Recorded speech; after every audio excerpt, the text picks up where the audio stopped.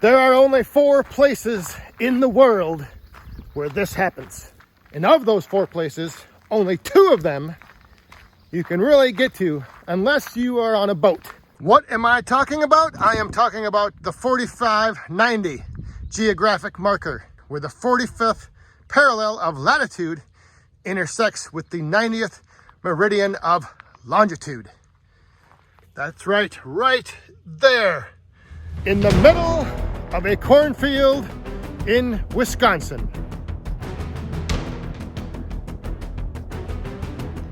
There it is, the 4590. So it is rumored that at this very spot on the planet, powerful energy is channeled between the ground and the sky.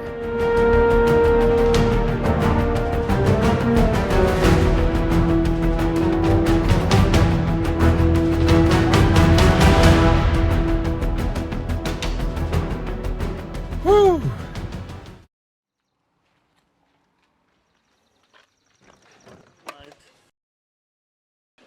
We're gonna do And here we are. Hey! What is going on? It's Publishers Clearinghouse. What did I win?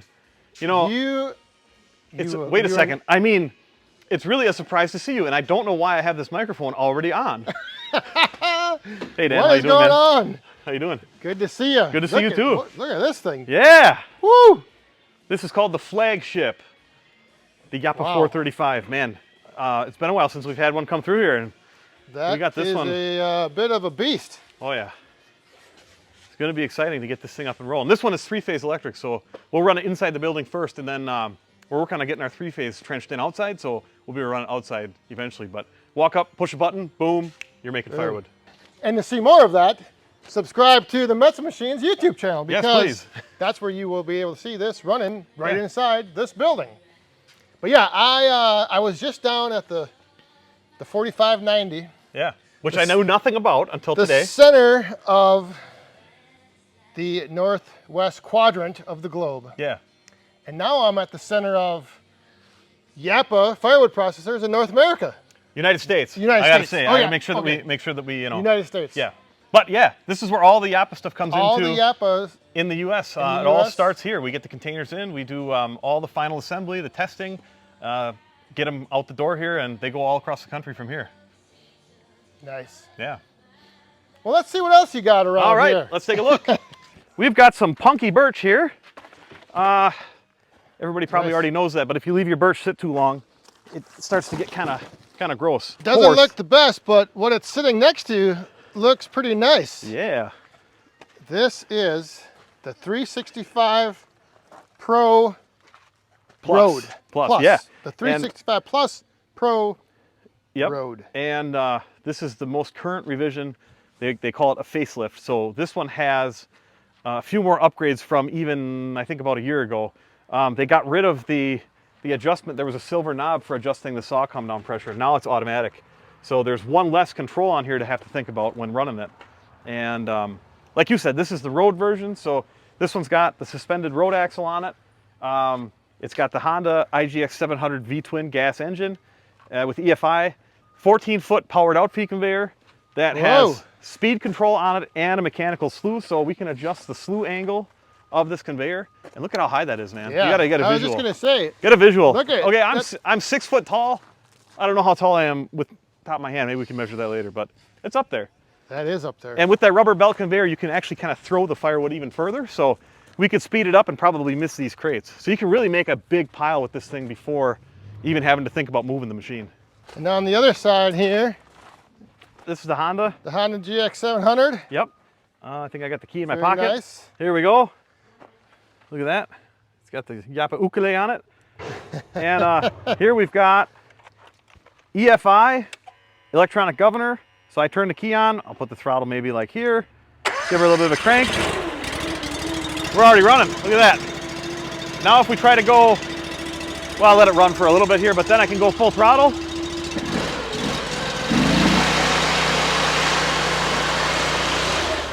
We just had a little bit of puff of smoke, but that's nothing to be worried about. This is brand new, and after it's breaking, yeah, I don't think there is a half an hour. Okay, 0.5. 0.5. Yep.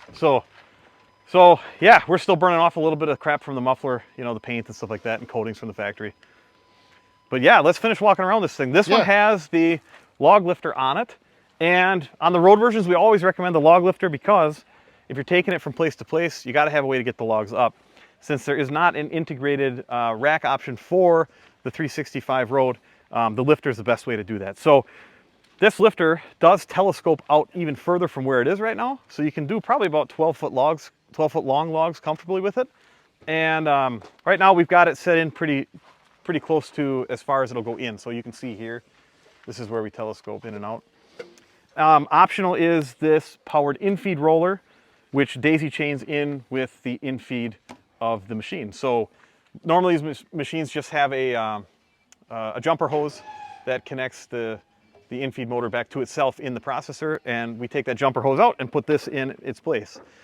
When towing, we can put this inside of the machine. We can unpin it, just slide it out, and wrap it up, throw it in there.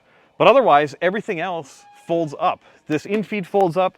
This folds up with the mechanical winch. The conveyor folds in with mechanical winch. The working platform tips up into a transport position, and then it hooks onto a 2-inch ball, and you can pull it with almost any smaller to mid-size SUV. It weighs about 2,600 pounds. Overall operation now, and there is something special we did for this machine as requested. This one, we disabled the auto split function. Now, 365s are really fast, and the auto split starts as soon as you start to lift up the saw, or on a Pro, as soon as you push up on the saw, that splitter starts and it goes fast. So it's something that we can do for people if they don't want to have the auto split. It'll add a little bit more time to your processing, but not too bad. This, you can still, as we cut, we'll push the saw back up, and then I'll just hit the split lever instead of it being automatic. But the cool part about not having the auto split is when you're doing either challenging logs or you have somebody who hasn't used the machine before, you can really look at the split chamber, make sure everything looks decent before starting that splitter. If you're doing a whole bunch of like pencil logs the whole day, I mean, the auto split, you can't really mess things up. But when you're doing stuff that's either really crooked or you got big diameter, you know, there's a chance that the log falls into the split chamber sideways or diagonal or something like that. Murphy's Law, right?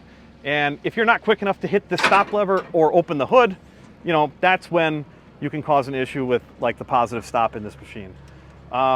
There's trade-offs, right? Some machines use a rubber plow antenna or a chain to hang down here. And if we had that, we wouldn't have the issue. You know, the auto split wouldn't matter if things went sideways, right? But in this case, we have a positive stop. Infeed brings the log in, hits here, and when we bring the saw down, that cam's out of the way, and you have very uniform firewood then. So, you know, like I said, there's trade-offs. There's trade-offs for everything. When the hood is open, the chainsaw will not work and the splitter will not work. You can still move the saw up and down, but the chain will not turn. So we did a few videos where, you know, people are, I'll open the hood and I'll fix it. If a knot is laying weird, you know, I'll fix it and I'll put it back in. And all these comments were saying how dangerous and how it's, well, maybe on other machines, but this has got a spring-loaded safety valve in the backside, and if it failed, it would fail in the closed position, meaning that the saw and the splitter would not work. So nothing will function with the... Correct. The infeed will keep going. You could infeed a log, you could move the saw down, but you could not run the chainsaw and you could not run the splitter. In fact, when that safety valve is open, there is a safety cylinder in here that's pushing against the stop trigger. So even if you try to like hit the start lever here, it's forcing it back to the stop position. So they've got a good element of safety built into it. I'll go over the controls quick here. Yes. Very easy. You don't have to play piano to use this machine. You can push up, this will infeed it, log hits the log stop, we pull down for the saw, and then in a normal 365 you'd push up and that would start the splitter. But in this case, we're gonna push up and then we're gonna hit that to start the splitter.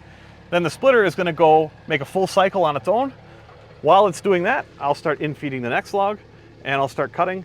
Probably about the same time the splitter is back in its home position, and we'll just keep doing that until the log is done. This one over here, this will move the knife height up and down, and this one will move the log lifter up and down, or a log rack if you had a log rack. So it's like really super easy to use, and I'm not just saying that because I sell them. I mean, this is a very easy to use machine. Yeah, it looks very simple. Very simple, Very impressive. I think we should run it. I think we should get rid of some of these punky birch logs, and then we should take a couple of nice logs and throw them through here, see what we got. All right, let's do it. All right.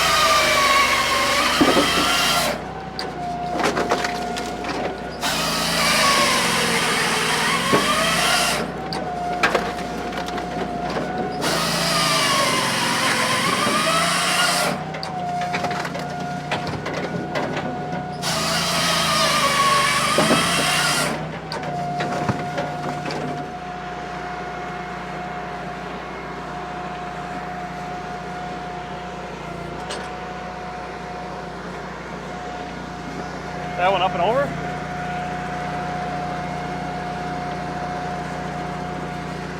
That phaser in. Down.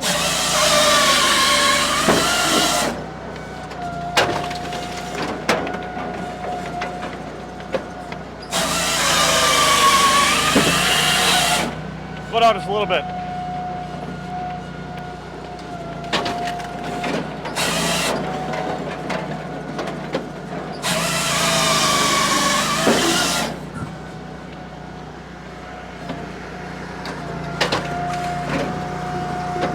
Look at that, hey. Woo!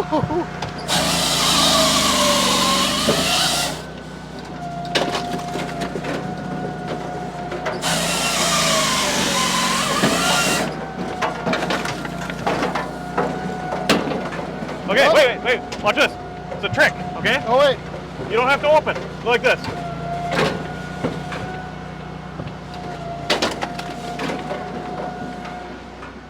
Even without the auto split, I think it's still moving. Oh yeah. Because you can send the splitter, the ram of the splitter, and bring the log in. Yeah, start to infeed, Same start to time. do the next thing. Yeah, it's kind of nice because. Whew. What do you think? Do you think? I think this should go. Wait a second. Let's look here. I already saw that. Oh, there's a tag on I here. already saw that. Oh, what is that tag? Oh yeah. Oh. Who's that guy?